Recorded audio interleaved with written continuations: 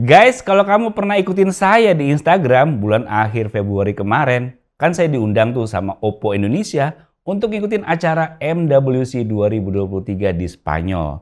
Nah, salah satu produk yang hot di sana adalah ada tablet Android dari OnePlus Pad yang punya spek bagus banget. Nah ini sekarang udah ada barangnya. Tapi yang ini namanya Oppo Pad 2. Keduanya sama aja antara OnePlus Pad dan Oppo Pad 2 atau Oppo Pad 2. Saya bisa pastiin kalau kualitas tablet Android ini bakalan bikin geleng-geleng kepala. Yuk langsung aja kita ulas. Lego.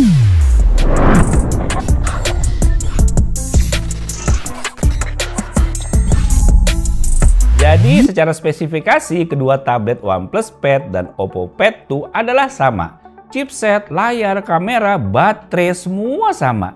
Yaudah langsung aja kita ulik lebih dalam si Oppo Pad 2 ini. Dimulai dari unboxing terlebih dahulu. Boxnya hadir kali ini berkesan premium.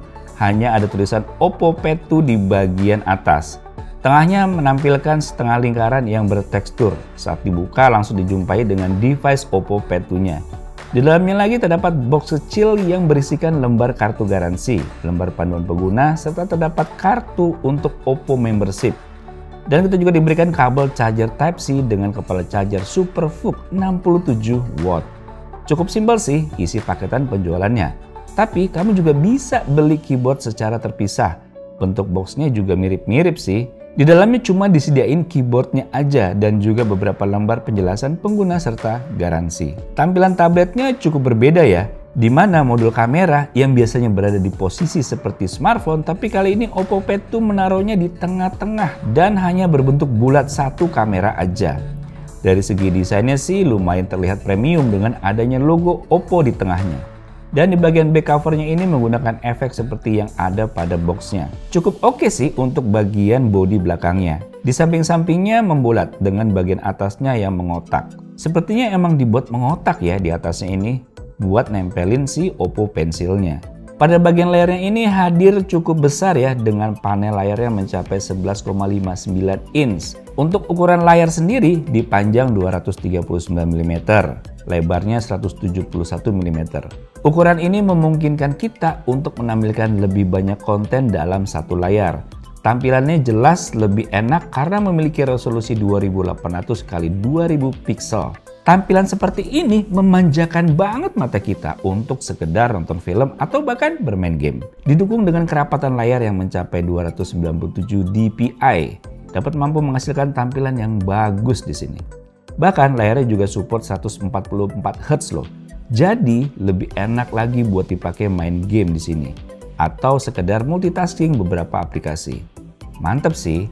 Pertama kali saya coba dan mainin fiturnya, ada satu fitur yang saya suka banget buat multitaskingnya. Biasanya kalau kita mau aktifin multi window suka rada ribet di beberapa tablet. Tapi di Oppo Pad 2 ini cukup menggunakan gestur dua jari aja.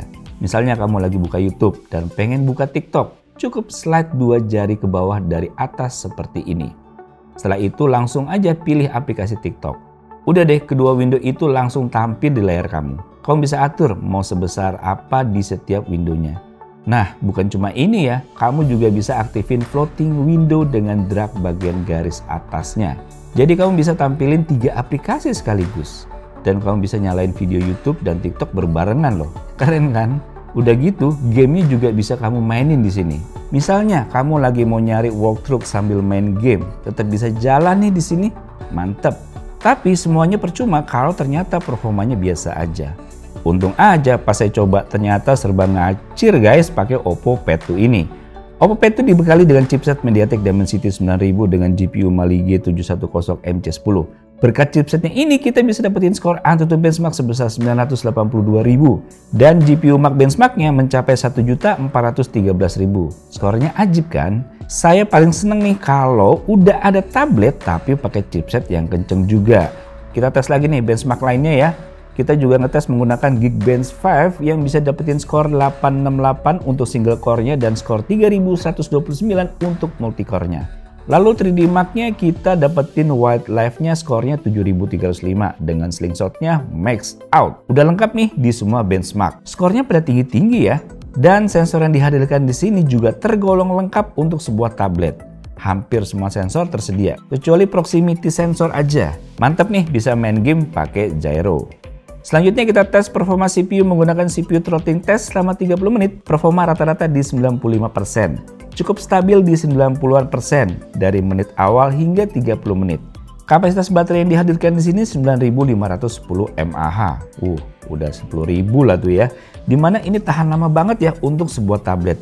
Apalagi di pagi kerja, jadi nggak perlu dikit-dikit ngecas. Nah, kita tes juga kemampuan baterainya menggunakan aplikasi baterai lock. Nonton video YouTube dengan resolusi 1080 pixel selama 30 menit, baterai turun dari 86 ke 82%. Lalu sosial media 30 menit juga berkurang 4% dari 82 ke 78%. Selanjutnya main game Genshin Impact di settingan highest 60 fps selama kurang lebih 30 menit.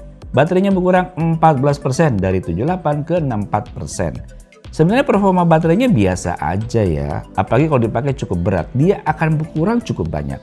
Tapi masih oke banget ya buat penggunaan multitasking ataupun sosial media kamu yang lebih stabil. Kita tes penggunaan pada game Genshin Impact. Pro Gaming aktif dengan grafis highest dan 60 fps aktif. Dimainkan selama 15 menit. Ini lancar banget ya, nggak berasa ada lag-nya. Walaupun tidak bertahan di 60 fps, ini masih tetap asik sih.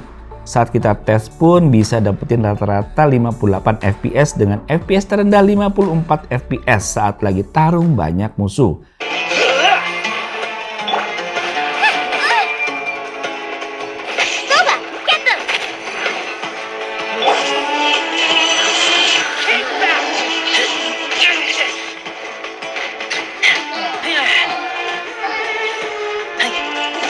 Begitu juga dengan skornya. Tadi kita main Mobile Legends sih udah jaminan lancar banget ya.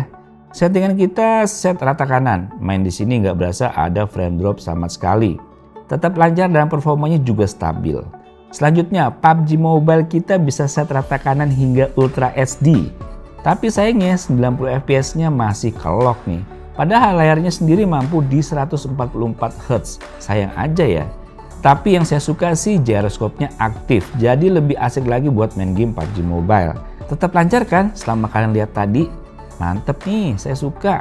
Performa udah oke, desain juga oke, baterai gede lagi. Tapi kegunaan tablet biasanya fokus pada meeting online juga. Nah, performa kameranya gimana nih? Jadi Oppo Pad 2 ini dibekali dengan kamera depan 8 megapiksel f1.95. Tidak ada yang spesial sebenarnya dari hasil kamera depannya. Tapi cukup jelas untuk kita gunain sebagai device meeting, zoom online, ataupun kegiatan lainnya. Kita bisa atur mulai dari filter, ultrawide, hingga bokehnya. Tapi ya bokehnya agak lumayan maksa sih. Lalu Oppo Pad 2 ini dibekali dengan kamera belakang 13 megapiksel. Hasilnya pun bisa kalian lihat nih. Tidak ada yang spesial dari hasil kamera belakangnya juga. Tapi untuk device mobile yang digunakan untuk kerja, oke lah ini. Dan kalian juga kalau foto kan pasti pakai HP, baru pindah ke tablet. Nah ini guys, saya lagi ngerekam pakai kamera belakang dari Oppo Pad 2. Formatnya Full HD. Dan kita lihat nih detail dari tekstur topengnya kita lihat ya. Dan ini ada pot bunga. Dan tulisan Monopoly. Kita lihat lagi ke sini. Kita lihat di sini. Ada pot lagi, kemudian di sini ada kamera. Oke, detailnya tuh guys. Warnanya ngejreng ya. Tuh. Nah, di sini ada Bumblebee. Ntar lagi keluar nih reviewnya nih. Oke. Jebret. Ya ini 4K. Yang tadi Full HD sekarang 4K. Jadi Oppo Pad 2 ini bisa ngerekord video formatnya 4K. Tapi soal stabilisasinya kamu lihat aja sendiri ya, goyang-goyang apa enggak sih?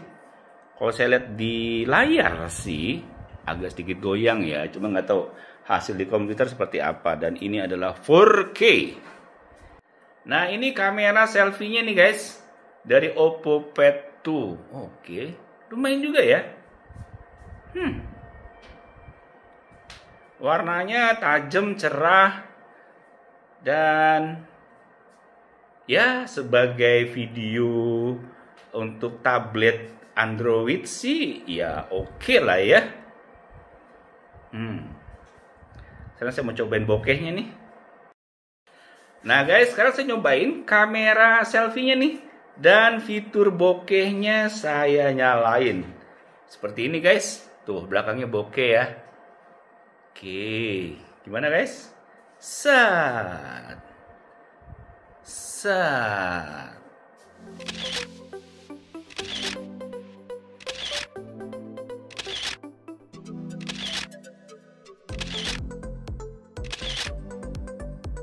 Kesimpulan saya mengenai Oppo Pad 2 ini adalah menjadi salah satu tablet Android yang bikin saya geleng-geleng karena kualitasnya maksimal banget.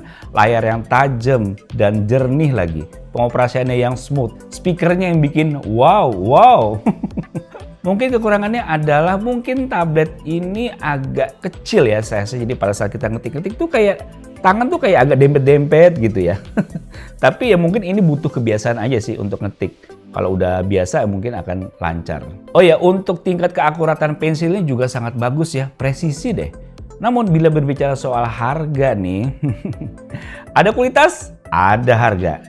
Ada kualitas, ada harga. Jadi Oppo Pad 2 ini dibanderol 6,3 jutaan aja di China ya. Terbilang agak cukup mahal sih sebagai sebuah tablet Android. Tapi mengingat apa yang didapat dengan kualitas yang menurut saya sih masih worth banget ya. Saya nggak tahu deh apakah OnePlus Pad atau Oppo Pad 2 ini yang masuk ke Indonesia. Mestinya sih salah satu masuk ya ke Indonesia. Kita tunggu aja deh. Oke guys, demikian video mengenai Oppo Pad 2. Semoga bisa menambah wawasan kalian. Sampai jumpa di video selanjutnya. Bye.